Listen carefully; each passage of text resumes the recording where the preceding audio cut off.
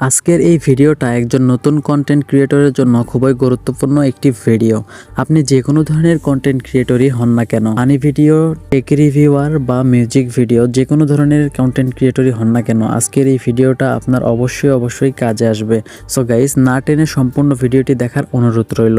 তার কারণ আজকের এই ভিডিওটি আপনি যদি সম্পূর্ণ দেখেন তাহলে আপনি যে কোনো ধরনের মিউজিক আপনার ভিডিওতে ব্যবহার করতে পারবেন সম্পূর্ণ কপিরাইট ফ্রি।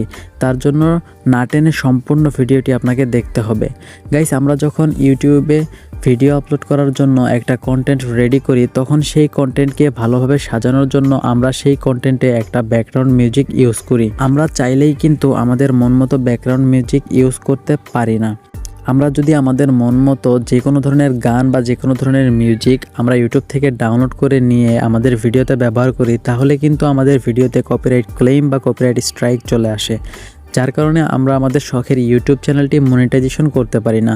কিন্তু গাইস, আজকের এই ভিডিওটি যদি আপনি সম্পূর্ণ দেখেন এবং আমি যে ট্রিক অ্যান্ড ট্রিক্সগুলো আপনাদের ব্যবহার করতে বলবো সেইগুলো যদি আপনি ফলো করে চলেন, তাহলে আপনারা আপনাদের ইউটিউব চ্যানেলে যে কোনো ধরনের মিউজিক আপনাদের ভিডিওতে ব্যবহার করতে পারবেন সম্পূর্ণ কপিরাইট ফ্রি। গাইস, আর কথা বাড়াবো না, চলুন শুরু করছি আজকের ভিডিও।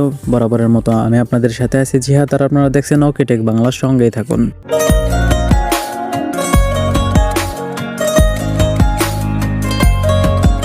গাইস, প্রথমেই আমি আপনাদের যে ট্রিকটা বলবো সেটা হচ্ছে যে আপনারা একটা মিউজিক কতক্ষণ পর্যন্ত আপনাদের ইউটিউব চ্যানেলে ব্যবহার করবেন বা আপনাদের ভিডিওতে ব্যবহার করবেন।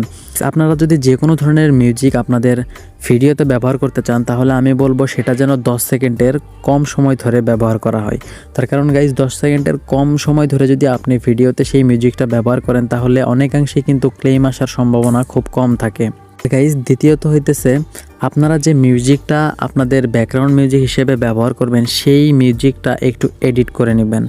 চাইলে আপনি মিউজিকের রিভার্বটা বাড়িয়ে দিতে পারেন বা কমিয়ে দিতে পারেন, আবার চাইলে আপনি সেই মিউজিকটার ইকো বাড়িয়ে এবং কমিয়ে এইভাবে কিন্তু আপনি আপনার ভিডিওতে ব্যবহার করতে পারেন। সেই ক্ষেত্রেও কপিরাইট ক্লেম আসার সম্ভাবনা খুবই কম থাকে। তো গাইস, 3 নম্বরে যে ট্রিক অ্যান্ড ট্রিক্সটা বলবো সেটা হচ্ছে খুবই গুরুত্বপূর্ণ একটা ট্রিক্স। তো গাইস, এটা হইতেছে ভিডিওর ডিসক্লেইমার। আপনারা আপনাদের ভিডিওর ডেসক্রিপশন বক্সে যদি ফেয়ার ইউজের ডিসক্লেইমার ব্যবহার করেন, তাহলে কিন্তু আপনার ভিডিওতে কপিরাইট স্ট্রাইক বা কপিরাইট ক্লেম আসার সম্ভাবনা অনেকাংশেই কমে যায়। গাইস, আমি আপনাদের সুবিধার্থে আমার এই ভিডিওর ডেসক্রিপশন বক্সে যে ডিসক্লেইমারটি লিখে দিব, সেই ডিসক্লেইমারটা আপনারা সবাই ব্যবহার করবেন। একটা কথা সবসময় মনে রাখবেন, আপনার ভিডিওতে যদি আপনি কপিরাইট ফ্রি মিউজিক ইউজ করেন, তারপরেও যদি আপনার ভিডিও ডেসক্রিপশন বক্সে এই ডিসক্লেমারটা লিখে দেন, তাহলে আপনার ভিডিওতে কোনোদিনও কপিরাইট স্ট্রাইক বা কপিরাইট ক্লেম আসবে না।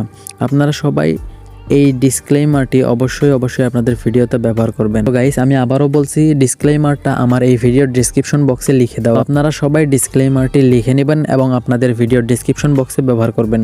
তারপরেও গাইস, একটা কথা সব সময় মনে রাখবেন, যে কোনো ধরনের ব্যাকগ্রাউন্ড মিউজিক আপনার ইউটিউব চ্যানেলের ভিডিওতে ব্যবহার করা থেকে কিন্তু বিরত থাকতে হবে। তার কারণ যে কোনো ধরনের ব্যাকগ্রাউন্ড মিউজিক আপনার চ্যানেলের জন্য অবশ্যই বিপজ্জনক। এই কথাটি সবসময় মাথায় রাখবেন। গাইস, ভিডিও ভালো লাগলে অবশ্যই লাইক করবেন এবং বন্ধুদের সাথে শেয়ার করে দেখবেন। আর পরবর্তীতে কী ধরনের ভিডিও চান অবশ্যই কমেন্টের মাধ্যমে জানাবেন। তো গাইস, আজকে এ পর্যন্তই, দেখা হচ্ছে পরবর্তী ভিডিওতে। ততক্ষণ পর্যন্ত সবাই ভালো থাকুন, সুস্থ থাকুন। আল্লাহ হাফেজ।